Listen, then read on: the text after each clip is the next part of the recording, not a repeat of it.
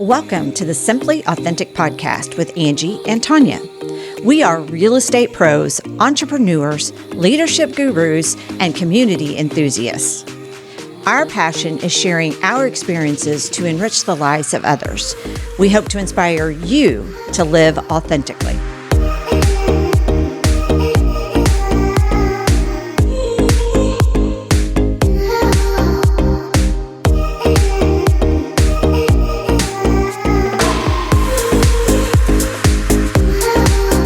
Welcome back to the Simply Authentic podcast. I'm Tonya Murfin. And I'm Angie Mullings. And today we're going to talk about something that we haven't had to talk about for a while, Tonya, because of the market that we were in. And we're going to talk about contingency offers, what that means to the buyer if you want to make one. We're going to talk a little bit directly towards realtors because, again, we haven't had to deal with that. Right. Yeah.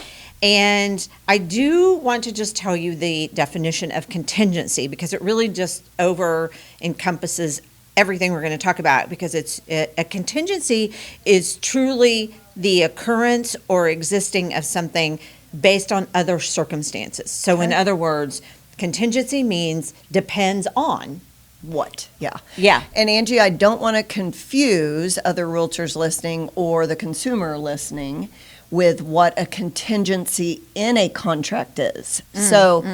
Let's talk about that for 1 second. So a contingency in a contract is something that needs to happen, that item needs to happen and kind of come to fruition, if you will, to proceed with the rest of the contract. Right. So normal contingencies in a contract, we write a straight contract for a buyer on a property. They're going to have a financing contingency, potentially. With that financing contingency might come an appraisal contingency. They're probably going to have an inspection contingency. They should always have that. right. There might be a contingency on a new roof going on. So let's say the listing said new roof completed prior to closing. Well, you're going to want to write that into your contract and make the contract contingent upon that new roof going on. So now your lender's going to be paying attention to that. Obviously, the buyer is going to be paying attention to that, and that will need to be completed before closing. So therefore, it's a contingency of the contract. Right. And our contracts, just by the way that they are written, because I've had a lot of people say, now we got to make sure that this is contingent on financing. Well, it is by the nature of our contract. We don't have to write anything different. Our contracts, Missouri contracts, have a built-in financing and appraisal condition if you indeed need those. That's already there, as well as the inspection, contingency. So those are already in the contract. So it's not something we have to write in because, trust me, we are not attorneys. Right. You don't want us writing any We don't more want than to we write have law. to. No, we do not. No. So then, now that we've covered what a contingency might be that, as part of the contract. Right. Now we can talk about a contingency contract. a contingency contract. Okay. Yeah. So, and I know that all sounds very similar, but we're going to let you know what the difference is in a contingency contract. And by that, we mean I'm a seller and I own a home at 123 Main Street. I call Angie, my realtor, and I say, Angie, I want to buy a new home. My family has doubled in size. We had triplets last year. Wow. We've brought in 3 foster dogs. I could go on and on. You really could go on and on. But You've made your point. Check. At that point. We want to buy a new house, and we want to buy a bigger house, okay? So Angie's, one of her first questions is going to be, do you need to sell your current house to buy another house? And sometimes your circumstance allows you to not have to do that. But many times you do have to sell to buy. So if I need to sell my existing house at 123 Main Street in order to buy this new walk-up basement home on 5 acres, then Angie's going to walk me through that process. And we're going to, once I start looking, I locate a house that I love. Angie's going to do her job, and she's going to ask some questions and make sure that that house and that seller will look at a contingency contract because that is going to mean that, remember, I have to sell my house to buy their house. So we're going to walk you through what this kind of looks like in a normal scenario. Right. And there are two options that we have if you are selling your house. One is we can make it contingent upon the sale of your house, Correct. or we could make it contingent on the closing of your house. So if Tonya, in your example, if Tonya, the seller, is talking to me and I'm the agent, I'm going to say, as she mentioned, do you have to sell to buy? And if you do, then we either, if you're comfortable enough, we may put your house on the market before we find something. That's right. Right? Yep. So that would mean that it's contingent on the sale of your house. And the seller, now here, we want to make sure that you understand that you can write that kind of an offer on a house. However, there is a kick-out clause. So let's say that's the situation that either we've put your house on the market or we haven't. The intention is your house is going to go on the market. That's right. And we're going to make the offer for the new home contingent on this one selling. Right. Then the seller is going to look at that and say, okay, and we may write it up that we want, when we're representing the buyer, we're going to write it up for as little kick-out or as much kick-out time as we possibly can, right? Correct. Yes. So we may write the offer that it is 72 hours of kick-out clause, meaning that Tonya, the seller, will have 72 hours to come up with a different form of payment if the seller gets another legitimate offer on their house. That's right. On the house that I'm going to purchase or I want to purchase. Right. So in that scenario, Angie, as you said, I could go ahead and put my house on the market and be hopeful that there is going to be a house for me. Oftentimes, though, the seller, me being the seller of my house before I can buy, I don't want to put my house on the market and risk selling it in the first 2 days, and then I haven't found a house yet to buy. Right. So oftentimes when we sit down with that seller buyer, we have that conversation. What is your comfort level with getting your house on the market before we find a property that you've picked out that you want to buy? And more times than not, in my experience, they're not comfortable putting their house on the market until they've found a suitable property. So another scenario in that case would be we start looking at houses, and we might look at houses for 3 or 4 weeks, and I finally find that walkout basement house on 5 acres I want to buy, but my house is not listed yet. So I want to go ahead and write that offer, and you're willing, and you go ahead and write the offer. The seller on the walkout basement house is willing to accept a contingency offer. And one of their first questions is going to be, is their house on the market yet? If not, when can it be on the market? Right. So something that I want to warn you of is if you start that process that I just said, you better be working to get your house on the market. In fact, I would want to make sure my house was ready to go on the market. Maybe I've already had pictures done. All the closets are cleaned out. My deep cleaning has been scheduled and already done. I've already power washed everything outside. My landscaping is fresh. I've got fresh flowers out. I have done all of that. And now that my house is ready to go, now we're going to go out and look at houses and maybe identify one, write an offer, and say, upon acceptance, my house can be on the market within 24 hours. That's a reasonable expectation. Absolutely. For a seller. Absolutely. However, sometimes they'll say no. They'll say, your house has got to be on the market before I accept a contingency offer from you. And then that seller is going to wait for my house to sell for us to be able to actually go under contract and start our inspection and our financing periods. Right. Meanwhile, in our MLS, and this is how we operate here, in other states and other areas it's different, that walkout basement on 5 acres, that seller can continue to show their home to any prospective buyer. Their status in the computer in the MLS goes to active with contingency. And so they can look at other offers. They can accept another offer. But once they've accepted another offer, that's when that kick-out clause comes in that you were talking about. Right.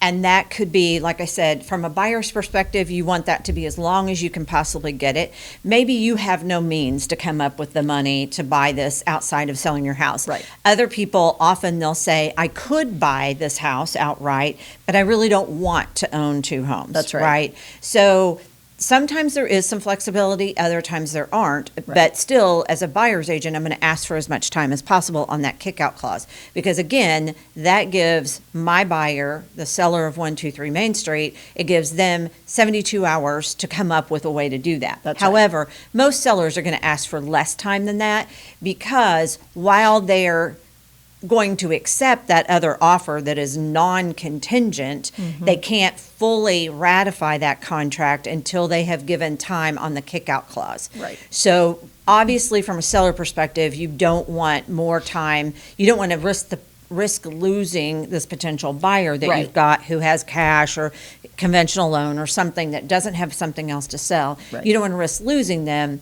So from a seller perspective, 24 to 48 hours is probably what, you're going to want to ask for. And hopefully then you can settle on that or somewhere in the middle, to make sure that both parties are because, okay, then let's talk about, so the offer is made, when the contingent offer is made, and you were saying that it goes under contingency contract. Active with contingency. Right. On the multi-list. People are still going to look at your house. Seller, and that's why the seller wants to know that your house is either on the market. That's right. Or it's going to go on the market immediately. Because, and I don't know, Tonya, we didn't talk about this before. I've talked to people who say, realtors, who say they believe once that happens on the multi-list, once it goes active with contingency, that it cuts down on their showings. I've heard people say that. Now, I've always been of the mind that no, it doesn't, not in the market we're in, because there's so little on the market. So I don't really think that it hurts your seller to accept a contingency offer and have it show active with contingency on the multi-list, because it still means that that house can be shown. It does. I will give a personal experience from last year in the 2024 spring and summer market. For the first time, I had it impact our showings. Oh, really? We were not getting showings. I had other homes that were being built by this active with contingency home that was finished. The other two weren't finished. Okay. And the agents would call me on those two homes, and then I would say, well, have you thought about showing, 123, the one that's active with contingency? Well, no, we didn't want to show that since it already has an offer on it. So you never know the understanding and the communication level of the agents out there. Yeah. But it really slowed down our showings. That's interesting. I Yeah, know. that's what I was going to ask. Do you think it's because, again, coming off of 2020, we just didn't have contingencies. We didn't. Because we had multiple offers, we had asking price, Right.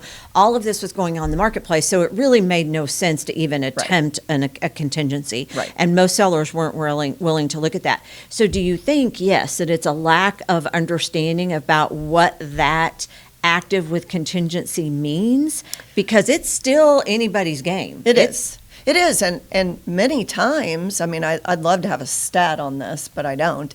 Many times, that buyer in first position that needs to sell a house before they can purchase, many times they cannot purchase without selling. Right. And they lose the house. In other words, that second buyer that comes in, that's wrote the offer and knows that there's a 72-hour kick-out clause, and they've got to wait until that first person turns down and cannot buy it before they become first place. Many times it does happen like that buyer cannot buy without selling. Yeah. So I don't know. I've not had that happen so flagrantly in the past for me to be able to give that statistic. However, that is a statistic that's out there, that if you accept an active with contingency, someone that's got to sell their house to buy, that it could slow down your showings. And I always tell my sellers that. And I always say I don't have any data to back that up, Right. but it could slow down your showings. Yeah. I had a recent house that went active with contingency, another new construction, and I was surprised that he was willing to accept it based on our experience with the last one, which drug us out several months in the summer. Yeah. And he said, no, that's a good offer, and I'm not going to turn it down, and yes, let's go for it. I then had another offer come in within, I'm going to say, 2 days of that contingency offer, and they did not have to sell anything, so we accept that offer. And believe it or not, that first offer waived their contingency to sell and got a pre-approval letter and moved forward with the sale. Yeah. So it does happen. Yeah. I just feel like more times than not, it doesn't. I agree. I feel like more times than not, somebody doesn't have the means to buy other than selling their house. That's right. Or can't qualify for 2 homes or whatever it is. Right. So I feel like more often than not, that's what happens. And I guess, the moral of the story is you just have to tell your buyer and seller all aspects of what it is they're doing.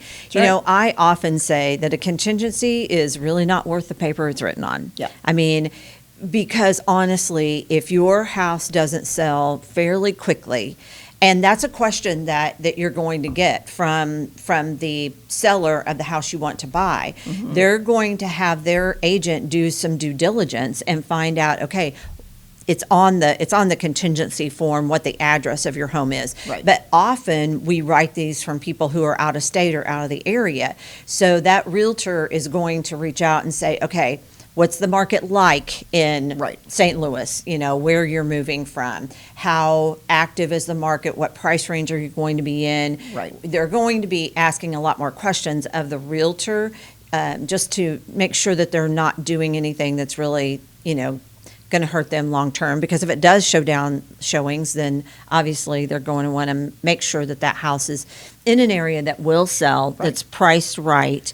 And yeah, we had one last year that one of the agents, actually she's worked with these buyers for 2 years. Okay. They had a house to sell in Florida, and it was a unique property in Florida. And they thought it was worth quite a bit more than what it ended up selling for. And I don't know, I'd have to ask her, but I know she wrote at least 5 contingency offers with them.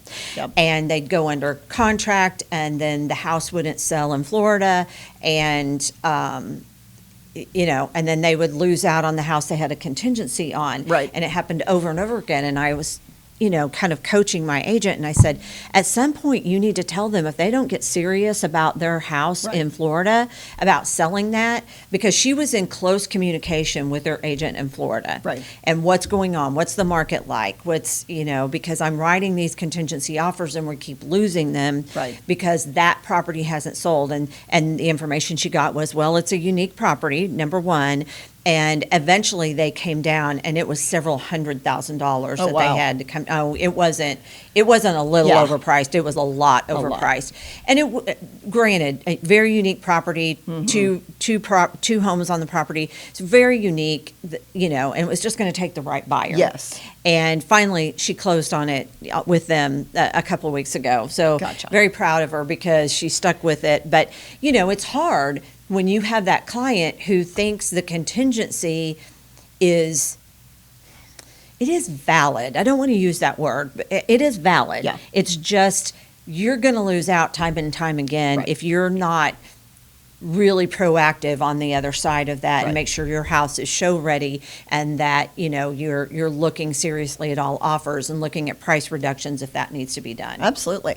And going back to that, making sure that your seller is prepared with their home, having an idea of what it's worth, and also knowing what their expectation is. So let's say you come in and you meet with me, the seller, and you say, okay, Tonya, your house is worth, $249,900. That is the target price according to the comps. And there's, 8 comps I can pull that prove that price. And I say to you, yeah, but I was hoping to price it at $275,000. Well, realistically, you're going to have to say, look, with a contingency offer, you have to be priced right. It has to look right. You have to be completely ready for that buyer. You want to sell in the first 48 hours, and we want to give you the best opportunity to sell in the first 48 hours if you really want to buy that house on 5 acres. Right. Because if you have an unrealistic expectation on that side of it, it's never going to work. You're going to end up in that exact position that your agent was with her people in Florida. And she couldn't control that, obviously. No, She's no. not the agent in Florida. Right. But that just adds another realm of complications to the contingency contract. Right. Right. An example I wanted to give you for a client that I worked with last year, and funny enough, I just wrote an offer for them this weekend. So they kind of knew what they wanted to buy. They knew they wanted to sell. They had a pool in their backyard. They had owned that house for maybe 6-7 years, and they were just kind of over it. They were over the pool. They were over the maintenance. It was sitting in a great area in Springfield. And when we started the process, we started looking at homes before we listed their house. Okay. Because they really didn't know where they wanted to be, what price point they wanted to be in. I mean, really, they were like, well, we could do this, or we could do this, and we could do that, or we could do that over there. And that's okay Yeah. while you're trying to figure it out. Yeah. But once we got their house on the market, and that was a conversation that we had to have, and they decided to pull the trigger on that because they couldn't find anything that really, really suited them. So these are very logical, intelligent people. So we sat down and I gave them every scenario. Okay, here's what happens. So basically, they had to have a plan B, right? Yeah. Because Yeah. they are choosing to go ahead and put their house on the market because they could not find that next house that really suited them. They decided, well, we're going to go ahead and sell because that gets rid of one huge objection. Yeah. So when we Yeah. do find that Good. house we love, we will have that taken off of our plate. We won't Yeah. any longer have to write a contingency offer, completely remove that from the situation. What they had to be prepared for was going into a rental. Right. And Have a plan. And we had to make that plan B, and they finally just kind of threw it up to God and said, lead us, because we are so stressed by, Yeah. trying to figure this out and trying to time everything. Yeah. We were able to get their house under contract and sold quickly, which Good. we hadn't expected. Yeah. Because selling a pool in the winter is Yeah. not always easy, True. as you know. True. And so, surprisingly, it sold quickly, and they moved into the mindset, we're going to downsize, we're going to declutter, we're going to sell a bunch of stuff, and we're going to find a rental and then figure out where to go. Well, it's funny because in those months, and that all happened last October, we closed, I believe, in November. They started looking in other areas. Once they had that off their plate, it opened up their mind to other Other things. possibilities. Yeah. So they moved out of Springfield and they started looking in Ozark. So first, they definitely wanted a house in Ozark. Well, then they said, what do you know about Nixa? And I was like, come on, I'm an eagle. I'm a Nixa eagle. So I tell them about Nixa. I'm like, if you're going to consider Ozark, consider Nixa too. Right. They're bedroom communities. Go look. Let's open that portal up to Ozark and Nixa. So then they decided to rule out Springfield. They then looked into Nixa schools, and they have 2 young boys. And because of some of the programs in Nixa, decided to then just focus on Nixa throughout Ozark. And however many months later, we literally just found them a house and wrote a contract yesterday Oh, wow. Yeah. in Nixa. So, and their price point, their needs, their Everything budget, fell into place. everything has changed over those 8 months. Yeah. Everything. Yeah. Yeah. But it just kind of goes to show that sometimes selling to buy is complicated. Yeah. And sometimes for the right people, and it's not always the right situation, but for the right people, taking that objection off the table is helpful. Right. So it worked out for them. Tonya, I think we should take a break. All right. Let's take a little break and hear a word from our sponsors. Real Talk, real industry insights. Simply Authentic is the podcast where realtors and referral partners get the conversations they actually want to hear. I'm Jack Langley at Gershman Mortgage. We've been helping home buyers and real estate professionals for over 70 years, and we know that success just isn't about transactions. It's about knowledge, relationships, and having the right tools to grow. That's why we're proud to host Simply Authentic in our studio, bringing you the most relevant, real, and sometimes challenging conversations that help us all get better. Tune in, subscribe, and let's keep this industry moving forward together. Simply Authentic, recorded at the Gershman Mortgage Studios, available wherever you get your podcast. And we're back. We're back. And we're talking about contingencies. And we're going to wrap this up pretty quick. I want to, Tonya, if we can, shift to, you sort of alluded to this a little bit ago, in terms of when you write a contingency offer, you are asking the seller to place their home in this active with contingency realm on the MLS. Right. Correct. So you're asking the seller to do something, not really take their house off the market, but in a way, yes. Right. So I've always taught that if you're going to do that, you got to give up something else. So don't expect to lowball.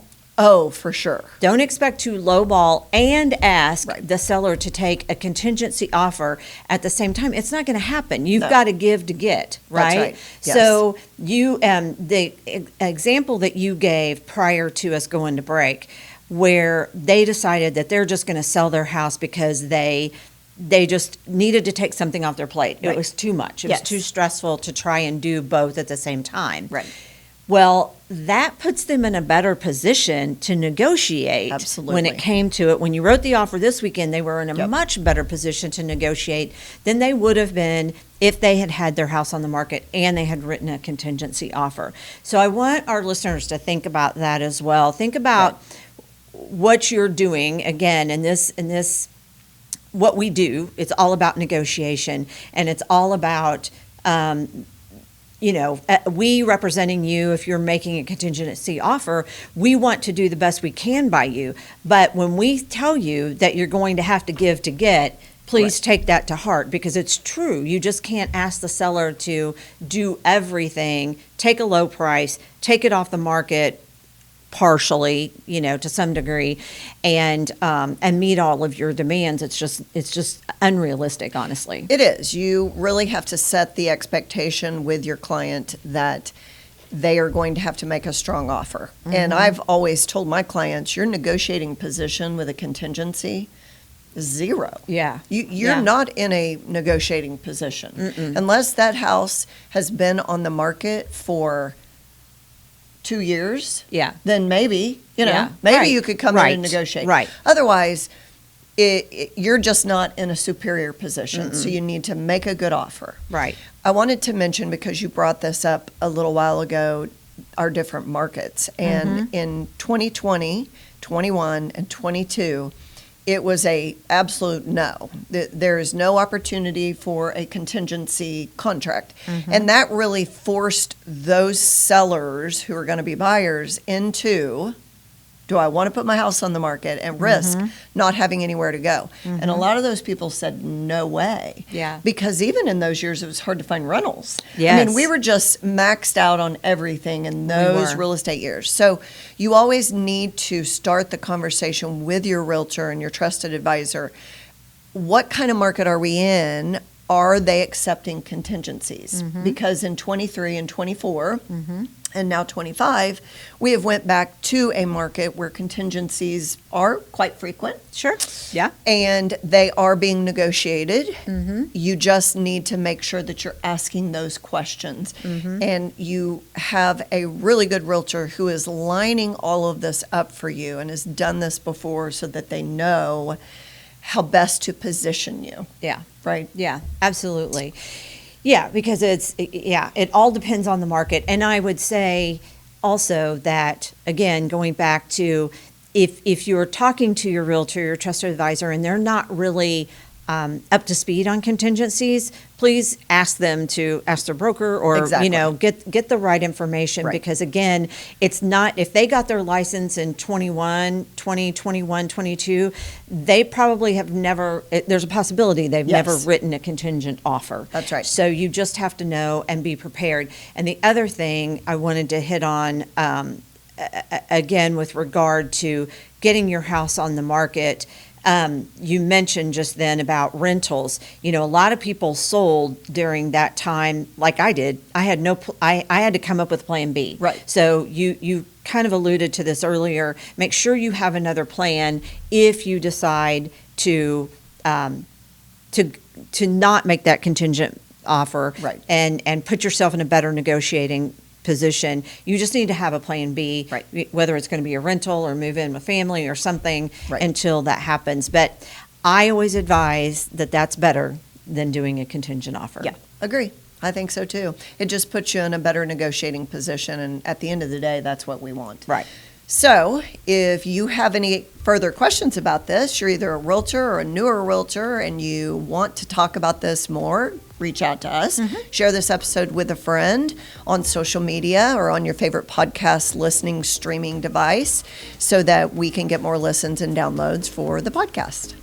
We want to thank Gershman Mortgage for allowing us to record here, and we'll see you next time. Thanks, guys.